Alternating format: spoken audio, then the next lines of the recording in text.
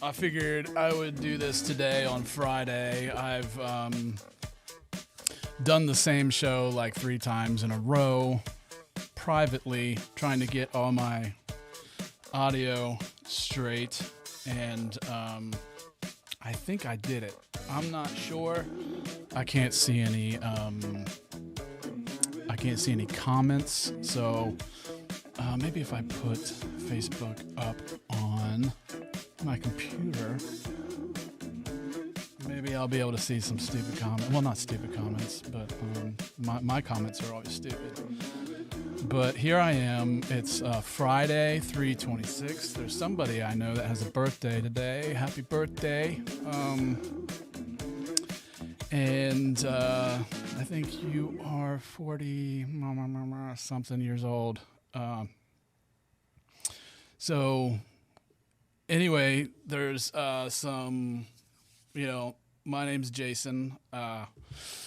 It's SMS Live Friday. I'm going to be trying to do these shows on Wednesdays and maybe Saturdays. I'm not for certain.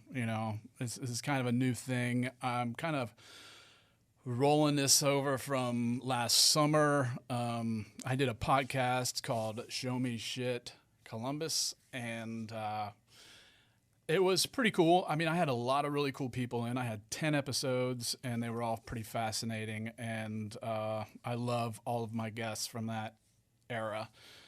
And sorry, I gotta turn this down. And COVID happened, and COVID happened. I had the podcast, and then it was just kind of hard to get people in, and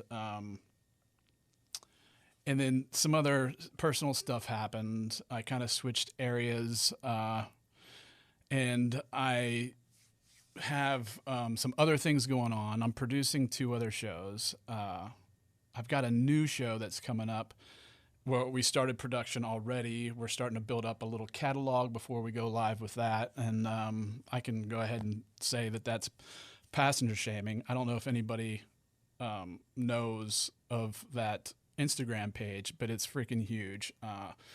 I met SK. She's the owner and the brander for Passenger Shaming, and we have a partnership where I will be her producer, or I am her producer, and she's really funny. She's cool, and it's great. We've got a couple episodes recorded. They're not published yet. I will keep everybody posted on that. They're funny. She's hilarious. And she's going to have guests on. She's going to have comedians. She's going to have, travel tips, travel agents, and all that good stuff. So anyway, that's been going on the last, 6 months or so. Some other personal stuff with me happened. We won't go into that, but it was an ordeal, and a very big learning experience. And I knocked around a couple ideas for what I was going to do with this, and some of it involved puppets, and some of it involved other people. I kicked around having a co-host as an idea, because I'll tell you one thing. What I have here is a lot of stuff, and I suffer from mild to severe ADHD, and just all this stuff here. Thank you. All this stuff here is kind of a lot to do. This is they call live editing, and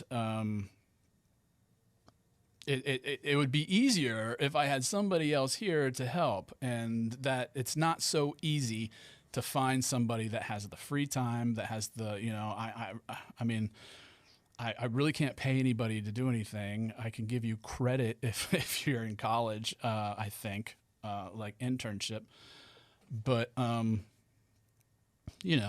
it's not for everybody. You have to be able to be comfortable in front of a camera, and you have to be able to talk, which I'm not the best at. I admit, I'm the first to admit that, but you have to be able to take criticism, and I'm like the worst at taking criticism. I cry at every, if you call me a poopy head, and it's over. But anyway, so here I am. I'm doing this by myself, and maybe it'll change. I don't know. Maybe I'll stop. I don't have to do this. I just like creating. I like doing this kind of stuff. I was able to get some of this gear for dirt cheap. The space is pretty much kind of paid for, and it's fun. I love being here. I like to create, and this is how I do that. And but anyway, so my podcast before focused on people in Columbus, Ohio, and because that's where I live, and so it was basically I wanted people to come and that I felt were positive energy, gave off a really good vibe, and that I liked what they did.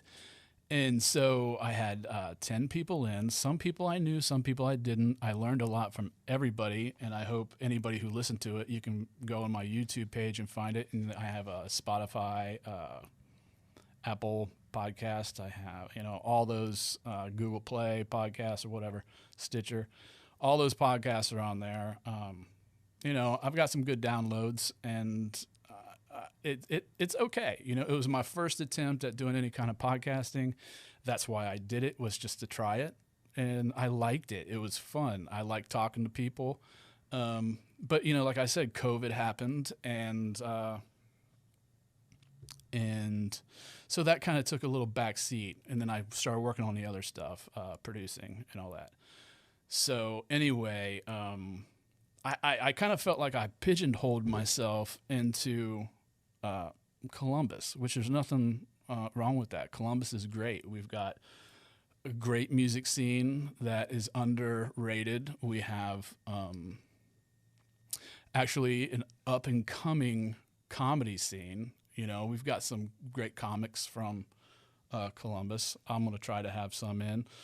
I might even have a show tomorrow with a comic from Columbus. We'll see. I'm not sure. I produce Wait You Were Mormon with Devin Brown. He's a local comic, and he's hilarious. So anyway, so one of the things, I got to tell you this quick little story. When I was 18 years old, I graduated high school, and before I did any kind of secondary education or whatever, higher learning, I took time off, and I got a job at a gas station. And this gas station was up in Delaware County at a little place called Polaris. And this was before there was anything there. It was just an exit ramp, an entrance ramp in this gas station. And it was dead. I worked third shift. And that is where I found Art Bell. And I fell in love with this radio show. It was on from I can't remember, maybe 1 until 4 in the morning, maybe 1 until 5. And it was all kinds of, I'm sure some of you guys have heard of Art Bell, Coast to Coast AM. And it was all kinds of just the underbelly of society. It was alien contact. It was Sasquatch. It was Chupacabra, paranormal. The Warrens were on there from Ed and Lorraine. How's their names, right? Ed and Lorraine Warren. They were on there not all the time, but Joseph P. Warren, their kid, I think that's his name. He was on there, and it was just so great. It was fascinating. I almost went to work just to listen to this radio show, and even on my days off, I would just sit there and drink some cocktails and some beers and listen to Art Bell. So anyway, I'm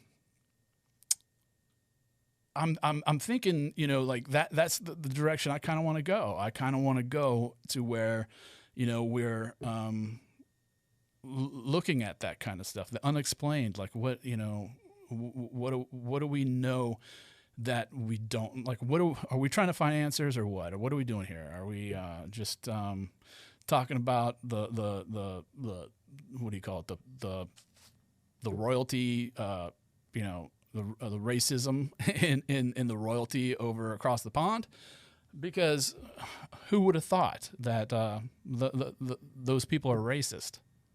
Really? Anyway, I'm not surprised. So anyway, this show, when I do have people on, it's going to be whether they're live here in this room or if there are people I'm interviewing, it's going to be, a place where we respect everybody, and, there'll be ideas and there'll be theories and there'll be other kind of things that'll be discussed, but we're going to keep it, respectful, I guess, indignant. Is that a good word? I'm so stupid right now. I have a headache. Like I said, this is like the third or fourth time I've done this show, just trying to get audio and stuff right. I still don't know if it's right. I don't know if you can hear this or not, and if you can or you can't, I'm sorry. So if you can, I'm sorry. So, all right. So that's the way I'm kind of pushing this program. And like I said, I don't know how long I'm going to do it. I don't know if it's going to be. I'm going to try to do it on Wednesdays. I know today's Friday. I did a show on Wednesday, and it didn't work. So I deleted it. It didn't even. I did it. I was going to do it live, and then I decided not to, and I recorded it, and I was going to re-air it like it was live on Thursday. It didn't work, and so here we are. And I think I have everything good to go. So some of the things that I'm going to do is I'm going to do interviews, and most of the interviews that I'm going to be doing here coming up are going to be remote. Obviously, I've found a good resource to get some authors and some other experts on the things that I want to talk about, and hopefully you want to hear. Like the interview that I'm going to air tonight, I did on Tuesday, and I recorded it that way because I wasn't sure if my software was going to work live. And besides the gentleman who came on, Stephen Hawley Martin, could only do it on Tuesday, and it just wasn't going to work out, like the timing. So anyway, I did it this really weird way. Sometimes I overthink things and I overproduce things, and the way that I did it, it's kind of hokey, but I like messing with the technology aspect. So when it comes on, try not to focus on how hokey the presentation is, but just kind of listen to what he has to say. I'm horrible at asking questions, but I tried my best to keep up with the dude. And, I was a little nervous because I didn't know him. And this dude is very, very intelligent. Like I said, his name is Stephen Hawley Martin, and I will give a proper introduction later on. There's a couple other things that I want to bring up, and I know some of my family, if they watch this, they'll dig this. I don't know if y'all have Hulu, but Hulu is going to have. I'm going to show the actual YouTube video. You can read it. I don't want to play the. I don't want to play the audio because I don't want it to be taken down. So this is a Hulu. What do you call it? This is a Hulu. Can you hear? No. Okay. Good. Show that is ironically or coincidentally starting on 420. It's a docu-series called Sasquatch, and it premiered at South by Southwest a few weeks ago. And it features two of Humboldt County's most talked about exports, cannabis and Bigfoot. So Hulu is presenting this show, and it's about these dudes that while they were visiting a pot farm in Northern California back in 1993, which is the year yours truly graduated. Well, it was 93 and a half. These investigative journalists, never mind. Let me get back. On a nearby farm, 3 men were torn limb from limb in a savage Bigfoot attack. Sasquatch follows David as he revisits the redwoods 25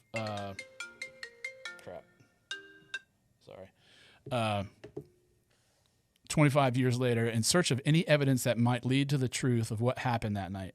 As he pulls at the threads of the story, he'll be taken down a path that's far more terrifying than anyone would ever imagined.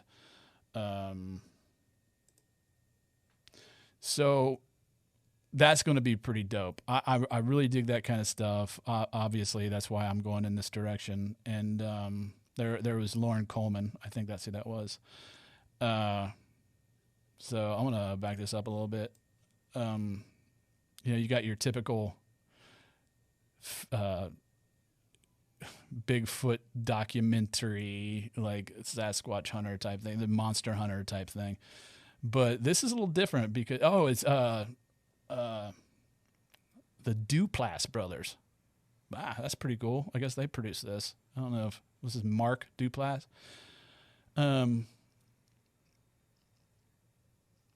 So anyway, that's going to be pretty dope. I'm really excited to watch that. I have Hulu on the free trial because I wanted to watch that In and of Itself, which I thoroughly enjoyed. If you haven't seen that, watch what's the guy's name? Derek Delgadio, In and of Itself. So I got the Hulu free trial just to watch that, and I don't know, I might have to keep it just to watch this Facebook show or this Bigfoot show. I'm gonna put Facebook up on the TV so I can see some stuff. Let me see. Pardon me. We're all just hanging out here anyway, right? Boom. How do I see?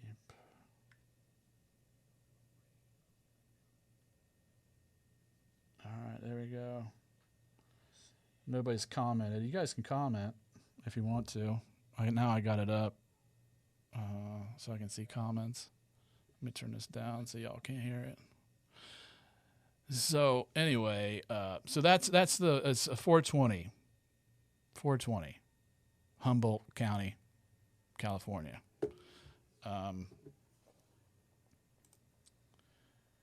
So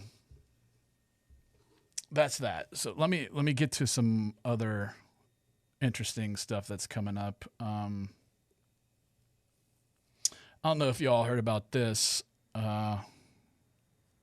The Unidentified Aerial Phenomena Task Force, UAPTF. Unidentified Aerial Phenomena Task Force.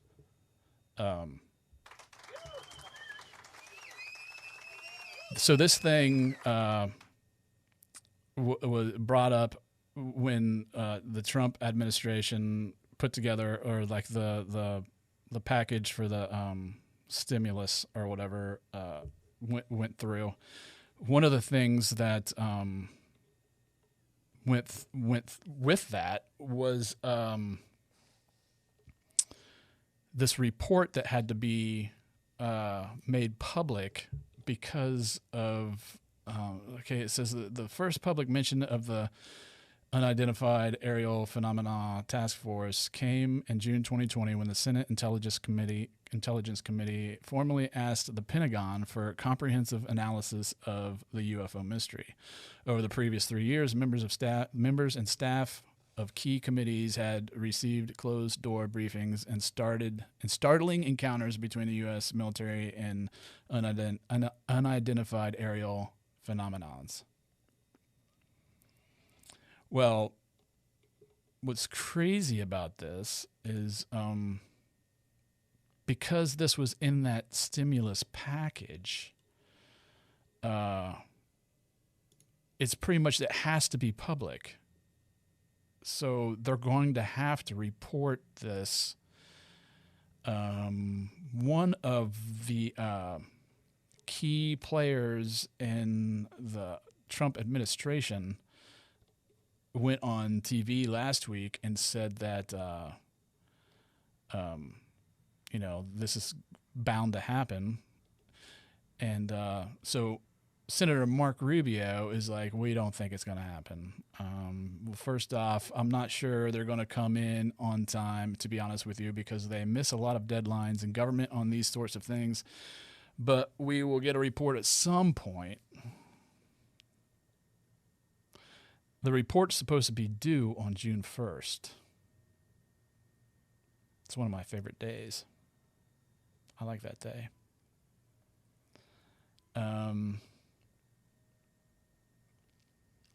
So we'll see. I don't know. I don't know if it's going to happen. Do you really think it's going to happen? That's like having a report that comes out that like all these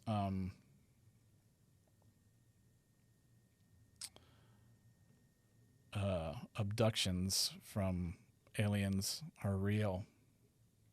I mean, there's got to be something. I mean, do you believe that there's aliens? I know my guest tonight talks about it. I don't know. I do. I mean, I believe that there's extraterrestrials. I believe that a lot more than this other stuff that's going on.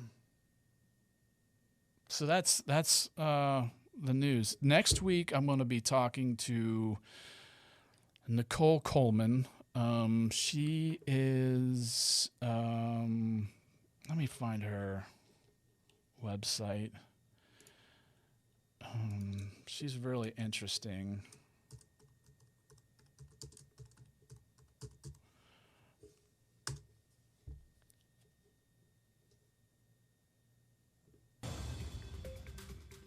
While I'm looking this stuff up.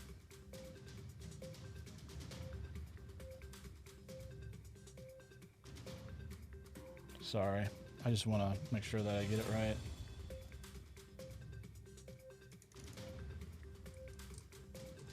Nicole Coleman. I know she's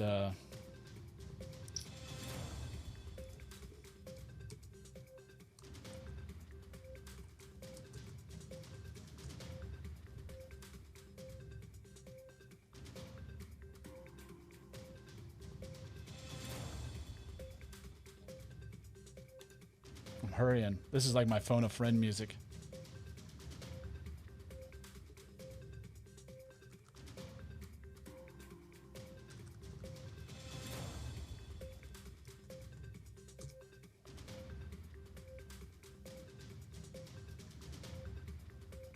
Okay, here we go.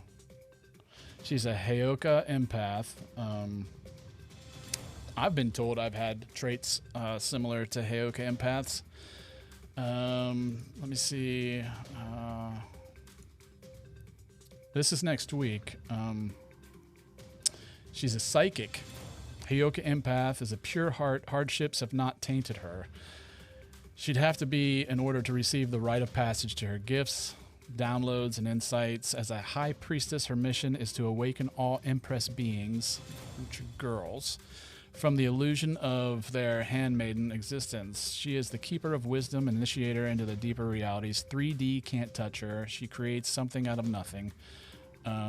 Babies get super excited when she's close to their face, which is kind of like me. Babies love me.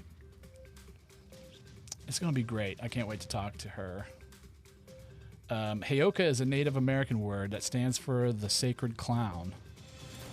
She is funny AF. Humor unlocks restricted and or fixed modes of thinking. It's a linear mindset. This creates a way for you to go through and see things from a spaceship vantage point way out there. She's written a book. Let me see her book. Published work. She's been on all kinds of magazines. Nicole Coleman, she'll be in next week. The week after that is going to be just as exciting. And I don't want to say more exciting, but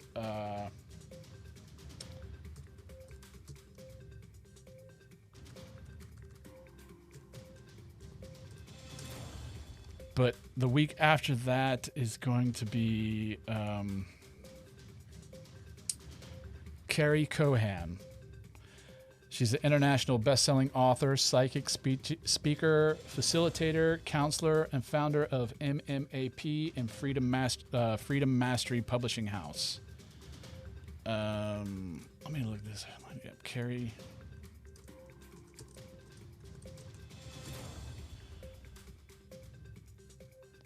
She, one of the things that I really want to talk to her about is I'm pretty sure she's a 2-time near-death experiencer, having the first experience in 1992. And also, she is she's a contactee. She's been abducted. She's been taken up into space. That would be really exciting. I would like to be taken up into space, but I would probably have a heart attack. I don't know if my heart could take something like that. Even just seeing a UFO, I'd probably shit my pants. But like, the light coming down, or even just seeing something walking in your hallway like that, like on signs. Like the light, and then you get zapped up in there, and then then there's you gotta like I have to take medicine. So what happens if you have to take medicine and they don't, like, the ETs don't have your right prescriptions and stuff? So what do you do then? I mean, like, shit. I mean, I'm diabetic, so I need that stuff. So that would suck if I was abducted, because I just wouldn't want it to happen. So anyway, I'm going to be talking to Carrie Cohan. That's going to be pretty exciting. That's going to be in a couple weeks. So let me turn this crap off. So that's where we're at. Next week, also, I'm going to review in my news segment. Check this out. This is pretty cool. Somebody gifted this to me. And no, it's not viral. This is called the Pop-Up Book of Phobias. See if you can see that. The Pop-Up Book of Phobias. You remember when you were a kid and you had a pop-up book? This is a pop-up book of phobias. Shit that you're scared of. Shit that people are scared of. And I will review it next week. Look at that one. I know some people that would freak out just looking at that. So that's next week. Unless I'm sick or whatever. All right. So moving along. I reached out to this guy, Stephen Hawley Martin. He's an author, and he's got a lot of really interesting books that he's written. He's written over, I don't know, maybe a dozen or two books. They're all on Amazon. You can download them on your Kindles. You can, I think I saw my mom watching.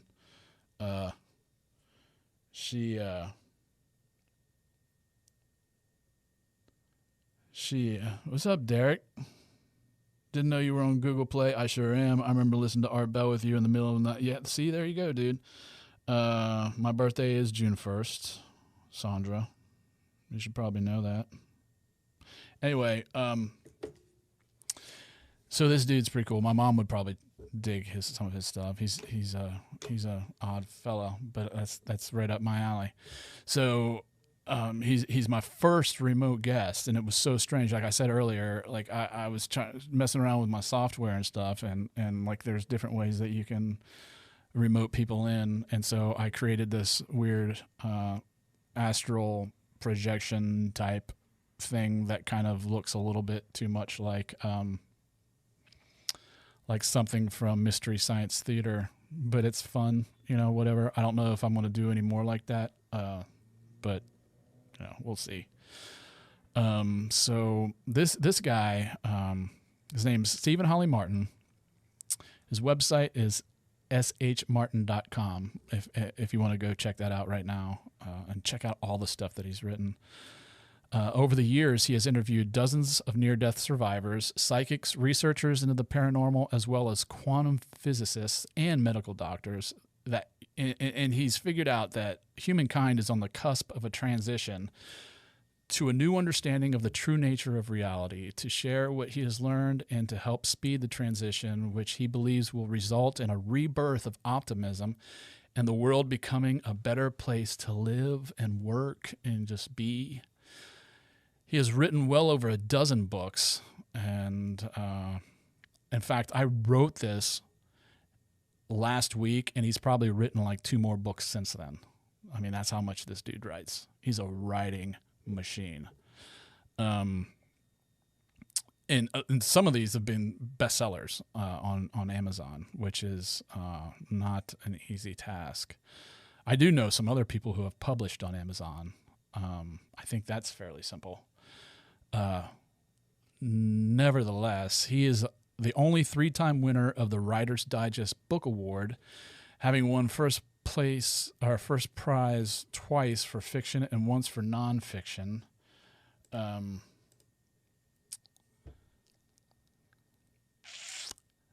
He also won first prize visionary fiction from independent publisher and first prize for nonfiction from USA Book News. Stephen has appeared on countless programs over the years, sharing his stories and insight.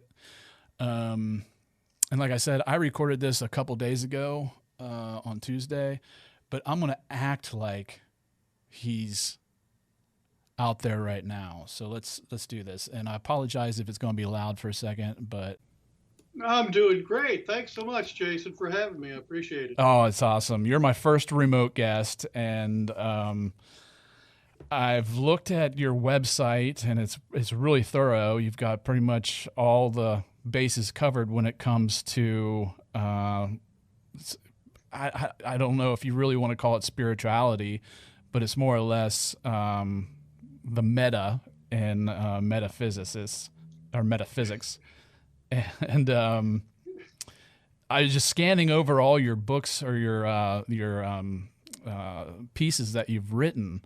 You've got quite the extensive catalog of everything that I've always grown. I grew up with Art Bell, and and I loved Art Bell, and there's a lot of things that you cover that he covered too. So what caused you to question the materialistic view of reality you were brought up to hold versus the more scientific? Well, that's a good question, Jason. I appreciate you asking that because there was a specific event that took place. I guess I was in my mid 20s, and I had what's called an out of body experience. Oh, okay. I could go into detail how it happened, but let me just say that when I was up, kind of bumping against the ceiling, looking down at my body, lying on the bed, it occurred to me that that was impossible based on what I believed was the case as far as the brain creating consciousness. Since I was up here, my body was down there, and my brain was down there. How could I be looking at myself from up here? So anyway, that really started me thinking, and I've kind of been on a quest ever since to figure that out. And the results, all those books you see on my website and my the radio show I had and so forth. So about how long ago was that actually? Was that when you were young, like real young, or a young adult? It was when I would say I was probably about 25 years old. I was out in the working world. I lived in an apartment with two other guys. I was single. I was working at an ad agency. And it was a Saturday night, and I had the flu. And then I did some other things I shouldn't have done, And anyway, I ended up bouncing on the ceiling, looking down. And next thing I knew, I woke up the next morning and I felt fine. But right. That's interesting. So you're saying that was probably the birth of your interest in, like, you just had to ask, you had to find out what happened. Why did that happen? Well, yeah, I was brought up by parents who were scientific materialists. They believed that nothing existed that you couldn't see under a microscope, which is pretty much the standard belief of most scientists today. At least that's what they say they believe. I don't see how they can, because there's so much evidence that contradicts that. But so, if you're a scientific materialist, you can't believe that your consciousness can be outside of your body looking at it, or because it's got to be contained inside your skull, with your brain, little synapses jumping across whatever, to create consciousness, whatever they think does. But that's not what creates consciousness. Your brain doesn't create consciousness. Your brain's the receiver of consciousness that integrates it with your body.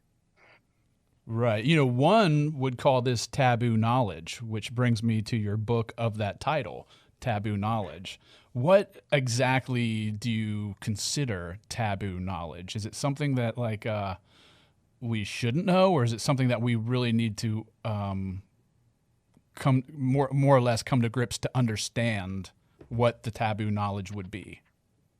Well, taboo knowledge is the truth about who you are and what you are and the true nature of reality. That's what taboo knowledge is, because our scientists still hold on to this materialistic idea, this idea that nothing exists except material substance, which is totally false. It's the premise of science, accepted science today.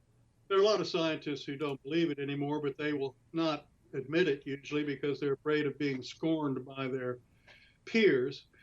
The truth is that I believe, and I present a lot of evidence to support this, that consciousness is primary, that it is the ground of being of all that is, and that's where everything comes from, including you and me, and the material world that we live in. And there are quantum physicists who believe that as well. You might say that the Hindu rishis that lived 4,000 years ago were right when they said that Verda, they called it Verda, V-E-D-A, which, when you boil it down, is consciousness is the ground of being. Now, a quantum physicist who buys into this theory would say they wouldn't call it consciousness or Verda, they'd call it the unified field. But to me, the unified field and Verda and consciousness are really all the same thing. Right. So, okay, so if you're saying that we're not our bodies, we're not our, your arms or legs or whatever, and you're definitely not things that aren't you out there in the real world. You are your consciousness. When does that happen? Is that a learned thing? Are there people out there that don't have this? Well, I'm not sure what you're asking there, but I would say that what we are we're spiritual beings who are having. This is a cliche nowadays, I think. Okay. We're spiritual, but it's true. Many cliches are true. We're spiritual beings having a physical experience, and we have a subconscious mind that some people might call the soul, that's been built up over many, many incarnations on this earth, and we reincarnate periodically. We come back for various reasons, but at our very core, we are that consciousness, and we are all one. You know, you hear mystics say throughout the ages that all is one. Well, that's true, and if you really stop and think about it, if you think about what's at the back of your mind, the consciousness, the silent observer that sees things happening and can observe your own thoughts, that is that ground of being, and we all share it. We think we're different because we have that subconscious mind, we have their conscious mind and memories that we built up over this lifetime, which makes us think we're separate. But at the core, we're not separate. We're all one. We're all that one consciousness. There's only one organism, one mind, and we're part of it. Okay, I see what you're saying. So basically, individuality. In your theory, does individuality exist? Is there such? I mean, we still have free will, correct?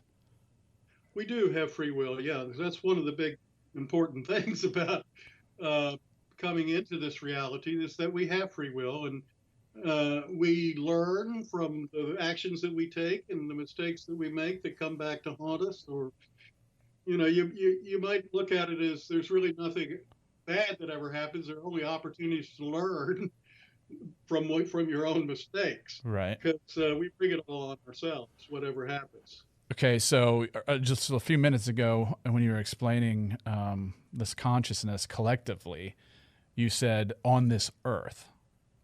So Yeah. are we restricted to the spirituality in the path that is on this earth? There's no other chances of life forms out there that we could evolve into, or when we pass, move on to a different world? Oh, I think that there probably have been many, many other worlds, and many certainly in the physical universe. This can't possibly be the only planet that has life on it, intelligent life, and just look at all the UFOs that are spinning around nowadays. Right. But and then there are other dimensions. I believe that we are on a path. We're on the whole purpose of life, and I believe is evolution, and that we're in a stage of evolution that we're really transforming or evolving into a higher level of consciousness. And when we do, we may well live in some other reality than this one, or perhaps this one will become converted somehow. I mean, if you know about the law of one and all the raw material that's raw material that was channeled back in the early 80s. Right. They believe that we're making a transition now from what they call third density, to fourth density, which is third density being aware of self, and fourth density being aware that we're all part of one big self. Well, I mean, since you brought that up, I've been interested in all this, and recently had something happen, and I believe that it could have been karma. Can you explain what exactly is karma and if it exists? I do believe it exists. It is typically a little bit misunderstood. I mean, the main people think most people who think of karma think it is cause and effect. You know, you do something bad comes back at you. But it's really more than that. It's more like a memory. I think it was Edgar Casey who said that karma really is a teaching tool. And let me give you an example of karma the way I'm talking about it. Suppose you probably know somebody, man or woman, who always seems to attract members of the opposite sex who treat them poorly, who abuse them. Oh, yes, we And know that very well. and it's a kind of serial thing. Well, that's karma. But what causes it is that the person who attracts those people who abuse them has a low opinion of themselves. Mm-hmm. And one of the metaphysical laws is that like attracts like. So that person attracts people of the opposite sex who have the same low opinion that that person has of themselves. And that the way to overcome that karma is to come to the realization that you are a spiritual being, have a physical experience, and you're really a magnificent spiritual being, and you don't have to put up with that kind of thing. You need to develop a higher opinion of yourself, and when you do, that karma will be dissolved. So, okay, kind of along the same lines as that is, you know, I consider myself like a scientific pantheist, in the terms of, you know, we really need to take care of this world we live in or live on, and you know, there are things that are definitely, you know, scientific in nature. I'm not denying any kind of spirituality or, you know, the existence of souls or karma or all those other laws of the unknown. But I do kind of think about like, how do you call it? Like astrology. Like I definitely think that there's something like when you're born at a certain time in a certain place, that kind of predetermines your energy moving forward throughout how you take care of yourself or care for yourself. Do you agree to a certain extent in astrology? It's not something that I have studied like I have the other things that we've been talking about, but I do believe there's something to it, yes. Mm-hmm. Certainly Edgar Casey, who was able to access the Akashic Records, and so much of what he said proved to be true. And he believed that that astrology, there was definitely something to it. Something to it. It does sort of set your personality or become part of your course in life. And yeah, but again, I'm not an expert.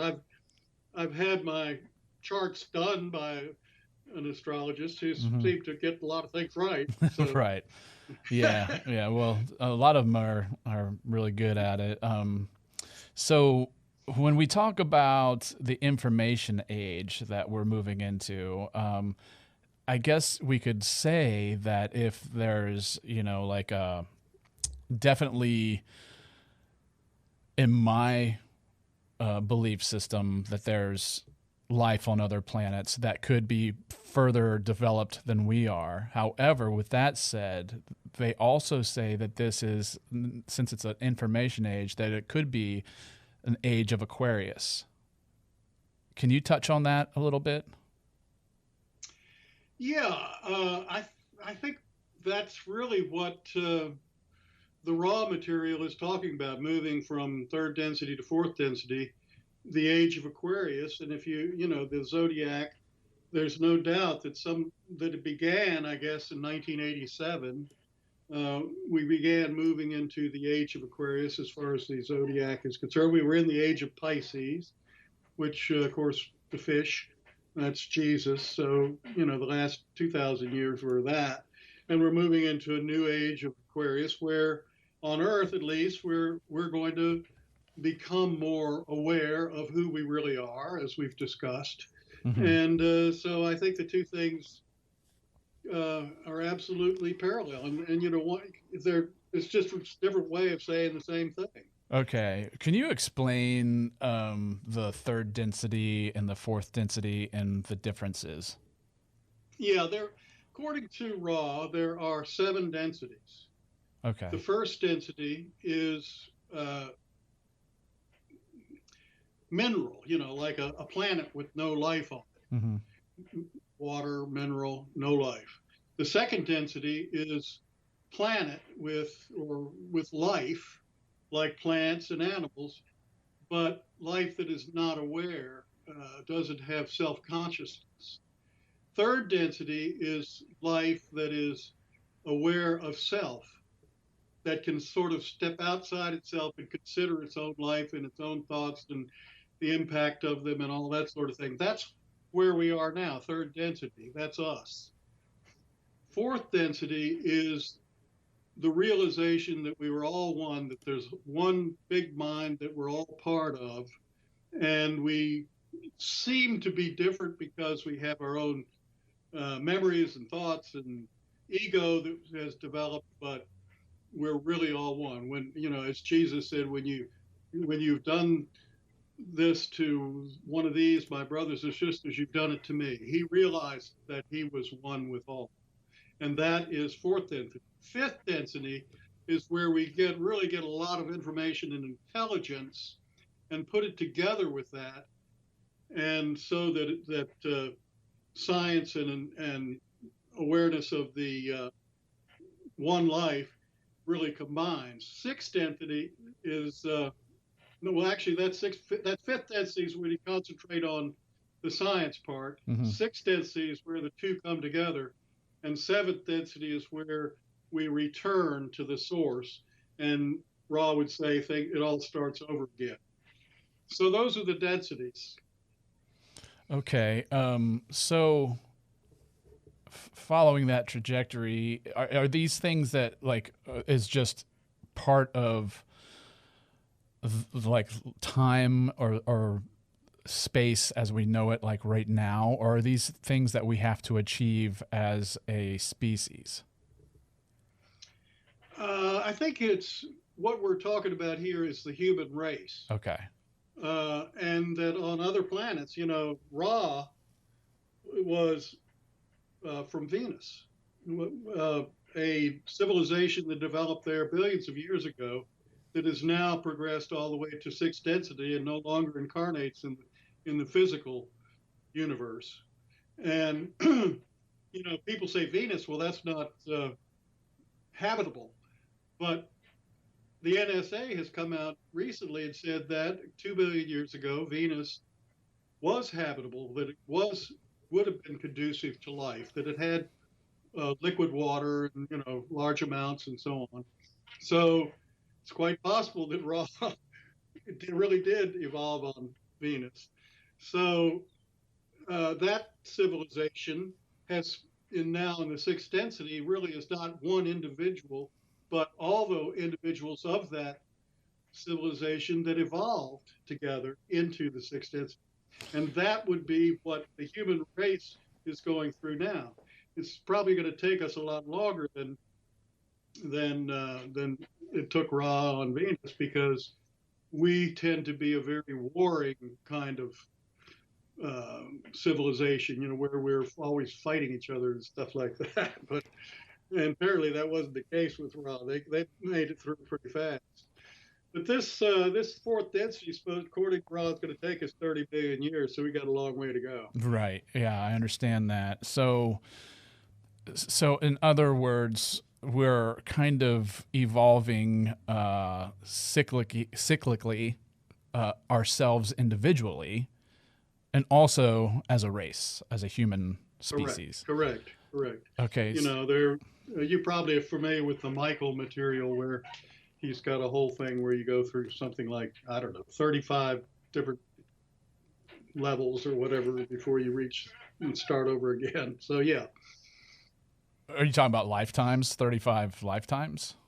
Well, I think it's like, it's been a while since I've read the Michael material, but I think it's more than 35 lifetimes. Okay. It's probably something like 35 different stages, each one having a certain number of lifetimes.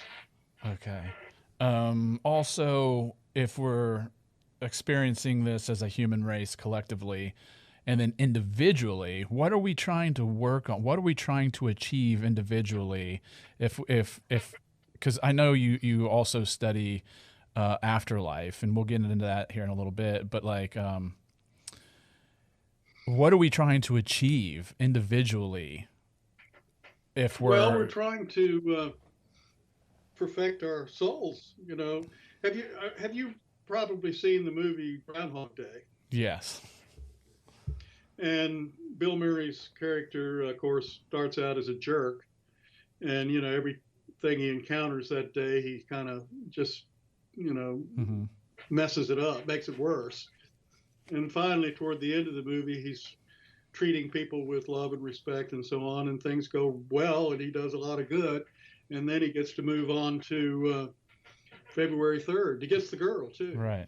So, I mean, that's really that's to me an allegory or a metaphor for what we're doing when we incarnate. Each one of his February 2nds was an incarnation, you might say, and he meets the same problems or obstacles each time, and he learns to deal with them in a better way. Finally he makes it. And so that's kind of how I see life, one incarnation after another until we finally get it right. Okay, so that kind of in the definition of reincarnation are you reliving the same life and you're just changing, adapting each time to perfect that soul? Or are you actually like, some people say you're going to come back as like a cow or a dog or whatever. I don't think you come back as a cow or a dog. What's that transmutation or something like that?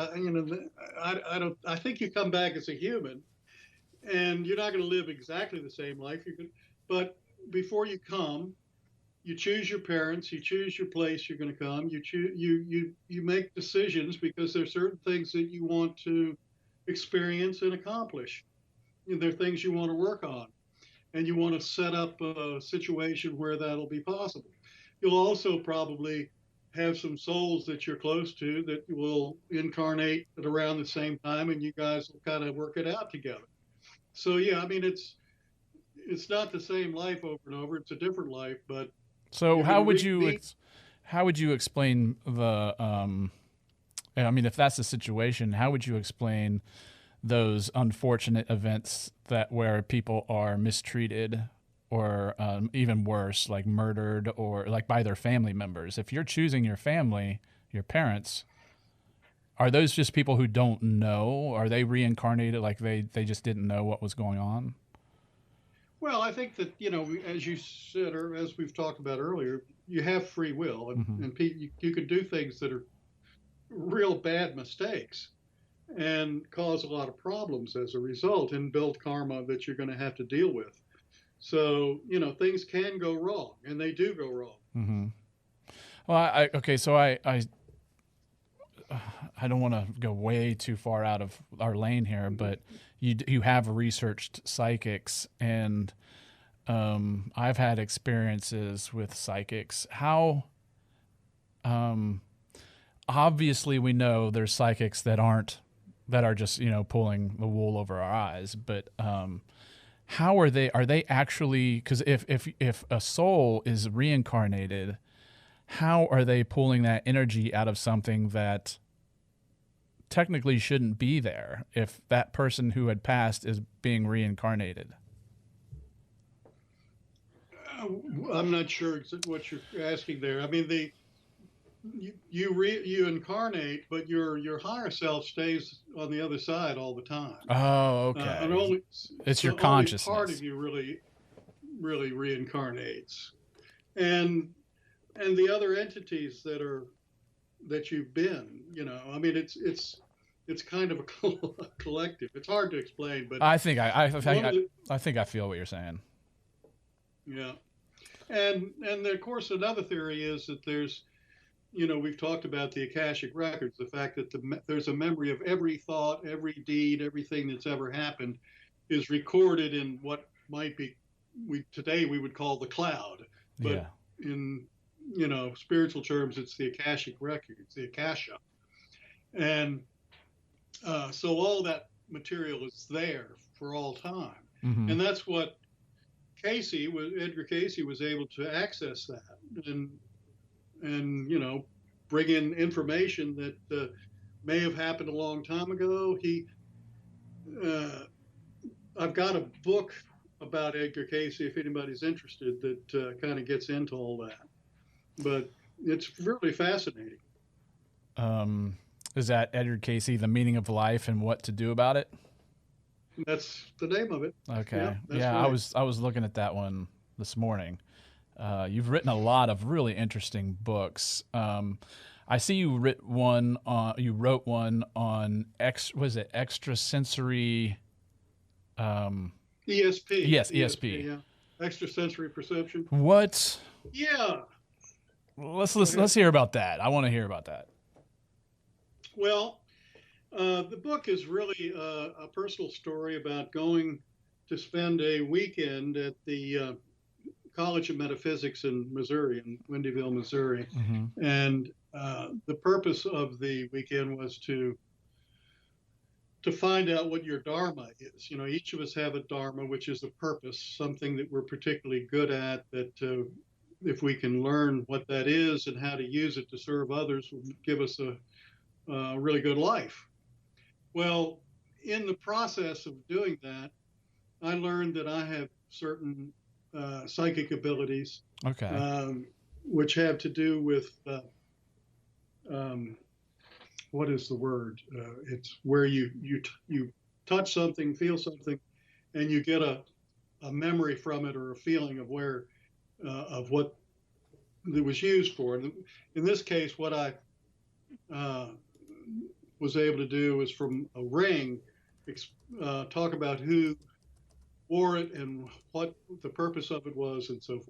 Mm-hmm. But anyway, at the College of Metaphysics, they explained how to develop your psychic abilities, which I explain in this book, which basically involves your several layers of consciousness in you, and if you can get those all aligned, you can eventually tap into the universal mind, which again is the Akashic Records, or the Akasha, and it explains how to do that. Now, I don't claim to be a great psychic. Mm-hmm. I do have some abilities, but I know people who are, and I've talked to people, and I've dealt with people who are really quite amazing with their abilities. Yeah.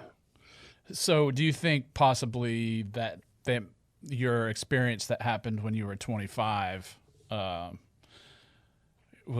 something to do with your abilities that you didn't realize that you had before?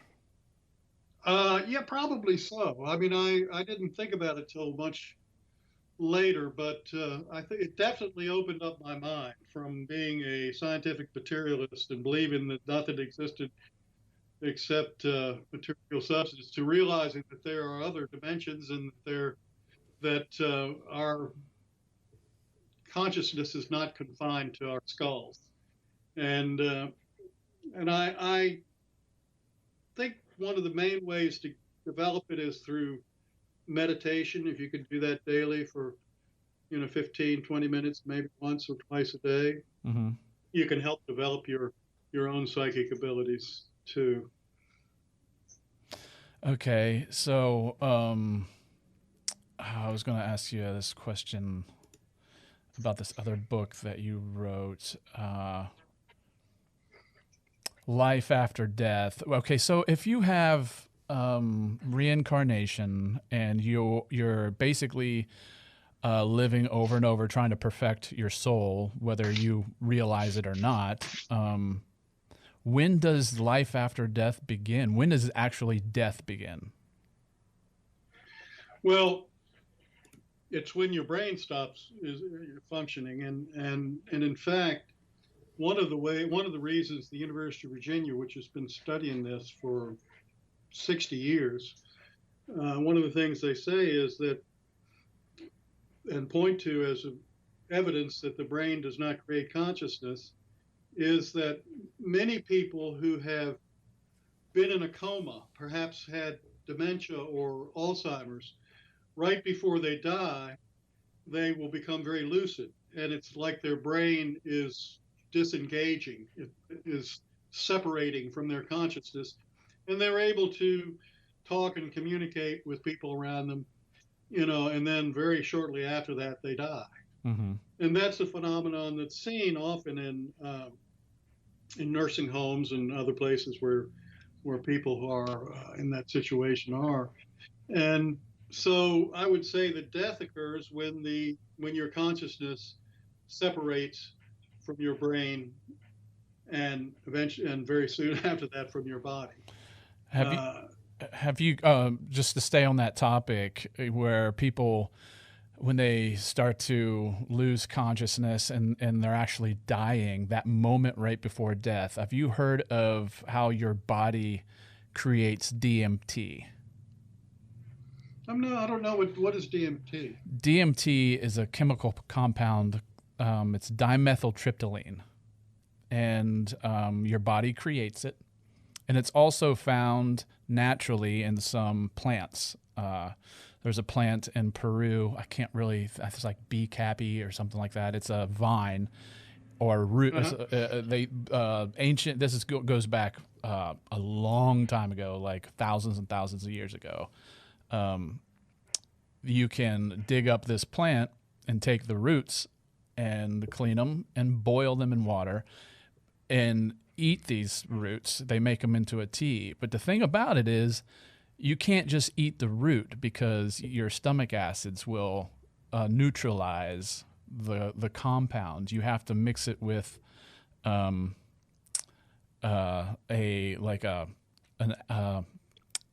like a base or whatever to cut down the acids, so your body will absorb the DMT. And what that molecule does, they call it the spirit molecule. In your brain, it's produced by the pituitary gland. The pituitary gland is the last gland in your brain to go. So the last thing in your mind that is happening is this drug that's produced by the pituitary gland is shooting through your veins, and it's making you hallucinate. However, there's been studies done. If there's this drink called ayahuasca, you should check this out, ayahuasca, because it's got the DMT in it. People go down to Peru, and now it's legal in some states here, and do these retreats where they're connecting with their inner self by drinking this tea with this DMT in it. And they're having, like, there's circumstances where, or situations where these people will all be together, or they'll be separately in different huts or whatever, and they're all seeing the same people. They're all having the same experiences. And a lot of times you'll see your family, you'll see demons, you'll see angels, depending on where you are spiritually. And a lot of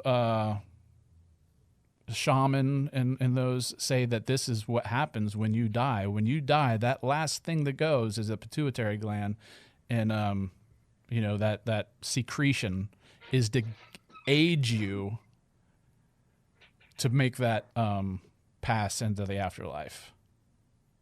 But I'll send you some information on it. I'll email you, and I'll give you that term if you could check it out.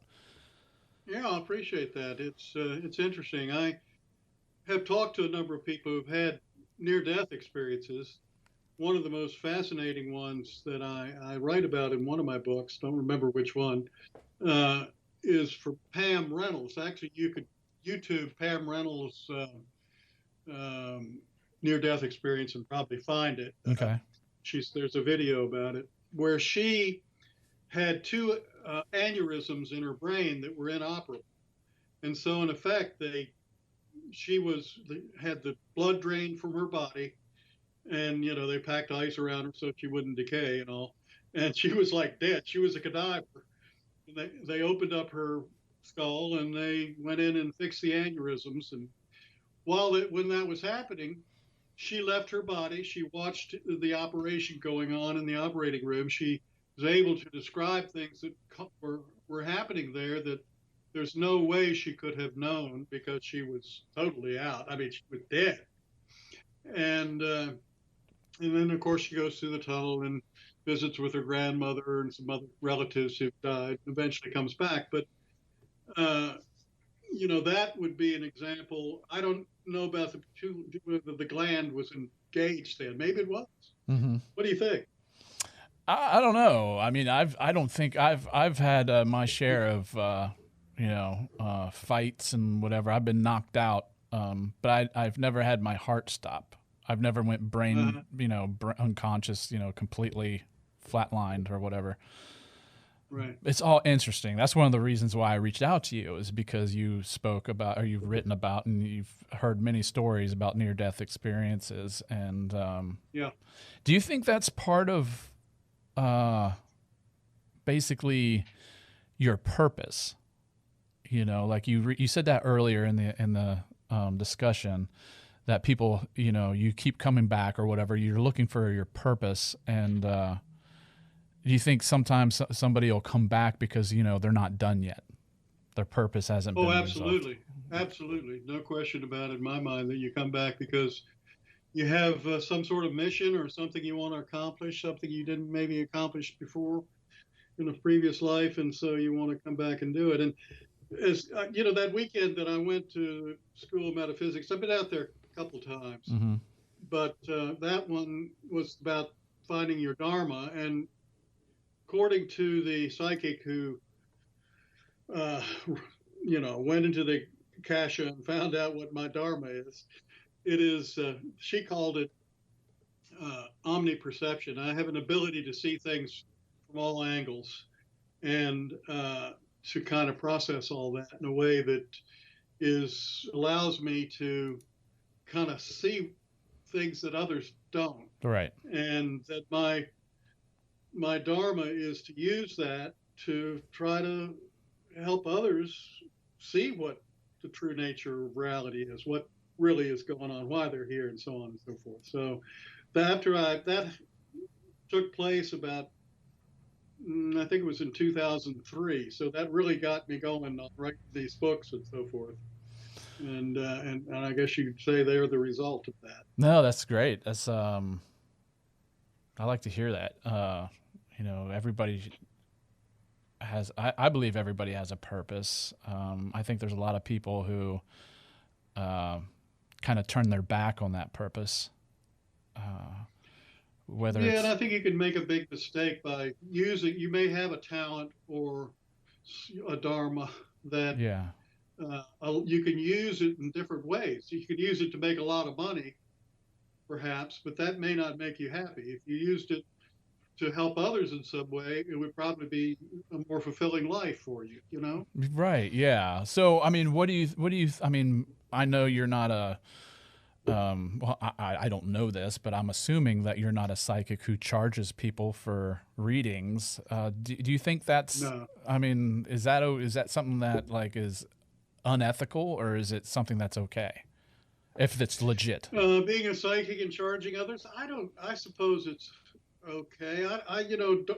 Edgar Cayce, who was probably the most famous psychic, at least in the 20th century, called the Sleeping Prophet, never charged for his services. He did take donations, however. Yeah. And that is what sustained him. But he felt that he should not charge for it. And he would not answer questions like who's going to win the World Series or the Kentucky Derby, Well, I mean, I think that might diminish your abilities if even if you were right 100% of the time, people, I think the negative would outweigh the positive after a while. Yeah. But, I was, looking at some of your other books that you've written, what is your definition, or can you explain magic? What do you define magic as? Yeah. Magic, the fact of the matter is that our thoughts are things. That's another thing Edgar Cayce said. Thoughts are things, and they can cause miracles or tragedies. And magic is based on belief, you know. Yeah. If you believe something thoroughly, it's likely to happen. And so there, you know, and that you might be looking at that book that says actual magic or real magic or whatever. What was the name of that book? I think it's real magic. Yeah, it's actual magic. Expanded edition. Actual magic. The secret of manifesting your desires. There you go. The secret. Yeah. Okay, tell me how to manifest my desires. I mean, is that something that anybody can do? Well, or? Yeah, I think anybody can do it. But I think, first of all, like Edgar Cayce, you have to be doing it for something other than money. Or, you know, you're not going to visualize a Mercedes and have it appear in your driveway. I mean, it has to be really going along with your dharma, you know, going with the flow, with the energy, and it has to do with belief. And in that book, I give a 7-step process for cementing your belief in something and then refreshing it as you go along. And one of the things that can happen is that you anticipate something too much, and that keeps it from happening. I mean, that's all kind of explained in the book, but yeah, it's magic is based on belief. As let's see, was it Jesus who said, "Whatever you ask for in prayer, believe that you have received it, and it will be yours." So you have to believe that you already have it, and then it'll come. There was a guy back at the turn of the 20th century whose name was Thomas Troward, I believe, and he had this whole formula about how thoughts are things and how you could control them. And I did get into he seemed to really know what he was going on. He spent a lot of time in India, and I guess he learned some from the swamis there and so forth. But he really, it's an interesting to see what he had to say about it. Well, I'm gonna ask you a question, and if you don't want to answer it, that's fine. But it has to do with Dharma, and people's, purpose. Do you think possibly, like, I don't know if you remember that show, Quantum Leap, where Sam Beckett, I think that was his name, would go back in time, or he would just flip all over the place, and it was quantum physics, and he would enter into a body of somebody, and then he would have to figure out like what he was there for to get this person through to continue on or whatever. So, and then you ask people, if you had the chance, if you went back and you could like kill Hitler, would you do that? Knowing, what he did, would you kill him? Could his dharma had been what he did? It could. He was a horrible, all that, murdering the Jews and so forth. It's hard to get your mind around, but there's also the idea that there really are no accidents, right? That there's a purpose behind everything, but we just don't see it often. And who knows? I have a good friend who remembers several of his past lives, and one of them was as a child in the Jewish ghetto in Warsaw during World War II, and in this life he was rounded up and put on a train and went to Auschwitz with everybody else who was on the train, who then was marched off of the trained and told they were going into the showers, and they went into the to the gas chamber, and they were gassed. And he recalls leaving his body and helping to guide the other souls that were leaving their body to the light. And so that was his purpose in that lifetime. So it was a very brief life. He was only 11 or 12 years old. Yeah. So who knows? He has other lifetimes that he remembers that were, longer, and one of them he committed suicide, and he later on had an experience in this life where he was thinking about committing suicide, and essentially was contacted by his guides, told him not to do it because then he'd have to go back and deal with that same problem again in the next one. So it's interesting, but I can't really say. Hitler, maybe he did have a purpose. I don't know. Or maybe he was just a Lucifer incarnate. I don't know. Well, I mean, there's it's fascinating to think about, because we are where we are because of every single event that's ever happened. Yep. If they, that whole butterfly effect. If one thing dropped on the floor and I stopped and picked it up, that could have altered the entire existence of humankind. Yeah, there's that poem about the want of a nail. The horse was lost, and you go through all these things, and then the battle was lost, and then the war was lost, and so on. So, right. Yeah, because of a nail on the shoe of a horse.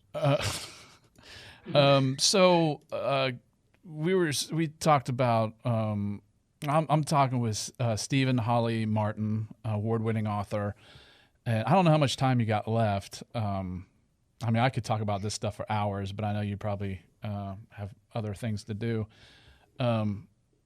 I'm going to be talking to somebody in a couple weeks who has been abducted by aliens. Mm-hmm. Is that something that you consider like a possibility? I mean, we know that there's probably aliens out there, but yeah, I think it's a possibility. What I think about aliens is the UFOs and all that. Mm-hmm. I think they're kind of observing us, and they're not going to interfere with us until we're ready to meet with them. They're not going to land on the lawn of the White House as they take me to see Joe Biden. They're got to be more advanced than we are if they've got the kind of aircraft or whatever that can get them here, or the ability to do that. Yeah. So they're further along the path, and eventually I think we will have interaction with them, but I think we got to move farther into the fourth identity before that happens. Right. It's so fascinating because, I don't, like when it comes to, crypto, whatever, paranormal, like I'm a skeptic of everything. I'm just naturally like that. However, I don't say it's not possible, whether it's Sasquatch or the Chupacabra or whatever. I mean, there's stories out there for some reason. Yeah. I mean, when it comes down to like the Greys, are they out there flying around? I mean, who's to say they're not? I mean, my first job out of college, I was working in an ad agency. My boss was a retired Air Force colonel who was a pilot, and he told me that once he was flying his big cargo plane over the Atlantic, and he had a crew of, I think, 5 guys on that plane, and their UFO came up and rode right alongside them for a half an hour, mm-hmm. and then it just shot off to the right in a way that was, physically impossible as far as the kind of equipment we've got. And he put in he filled out a report, did the whole 9 yards, and all his crew vouched for it, and that was the last he heard of it. Yeah. But I have heard that the government is going to come out with some statements on UFOs pretty soon, sometime between now and June 1, I think I saw. I was just They're gonna have looking a whole. for it because I thought I saw something in the news just the other day about it, about somebody, a former like Secretary of Defense or something. I think it was what was the guy who was head of the intelligence agency, whole intelligence thing under Trump. He said that yeah, UFOs exist. I mean, just recently on TV that UFOs exist, and that they're coming out with this report. And once that report is out and unclassified, he can tell us more about it. Okay, so that's probably what you were talking about between now and June 1. Yeah. Hmm. Yeah, it's fascinating. I can't wait to hear what that's all about. Right. Me too. So, is there anything else that you wanted to touch on before we part ways here? Well, I'd just like to tell our listeners, go to my website. It's Mm-hmm. just a simple website. It's S.H. Martin.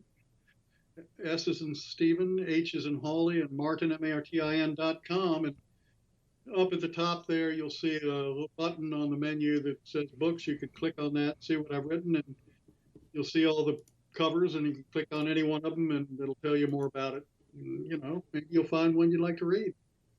Awesome. I actually have the website scrolling on the bottom of the screen that the viewers can see, and but this will be in podcast form. So thank you for spelling that out. www.shmartin.com. It's a really well put together website. There's some media on there and all that. Well, I really appreciate you coming on board today. I will send you the email about that information I was telling you about. And what do you got going on next for your schedule, your agenda? Any more books coming out? Well, I'm trying to promote the books I've got. I've got a new novel out called The Luciferian Candidate, and it's pure fiction, but it does. I mean, I don't believe there's a real Lucifer, Okay. but I think there are bad guys on the other side, and that could be. That's what this novel's about, so it's kind of fun. And I've got some other ideas, but I'm trying to think of what I want to write next. I don't know. I probably a novel this time. Okay. Well, I'm going to keep reading your material because what I've read so far, the Taboo Knowledge, and what is the other one that you sent me? It was Life After Death, Powerful Evidence You Will Never Die. And I think I sent you a third one, didn't I? Well, you did send me The Force. The Force can be with you. Oh, yeah. Yeah, The Force can be with you. When did you write that one? A couple of years ago, I guess. Okay. It's, the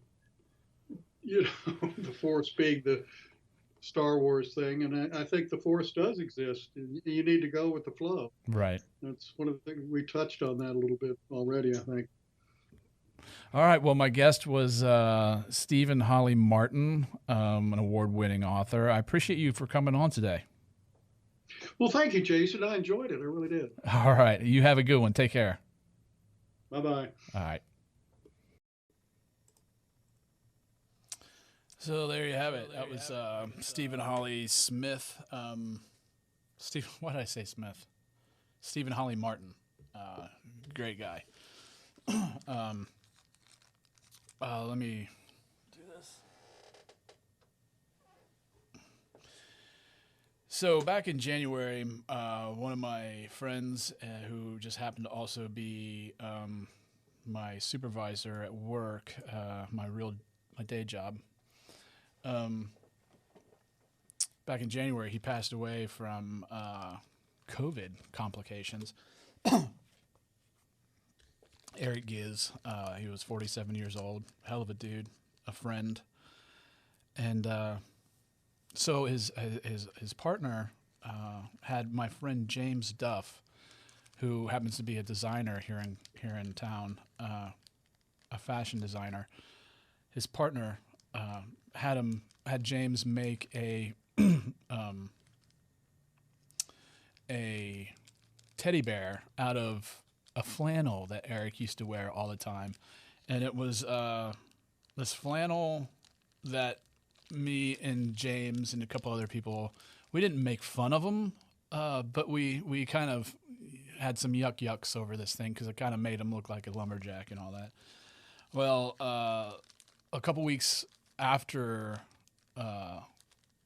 he was asked to make the teddy bear out of the flannel, he sent me a picture of it. Or no, he posted a picture on Facebook. And it was gorgeous, like the teddy bear, and it had like a little leather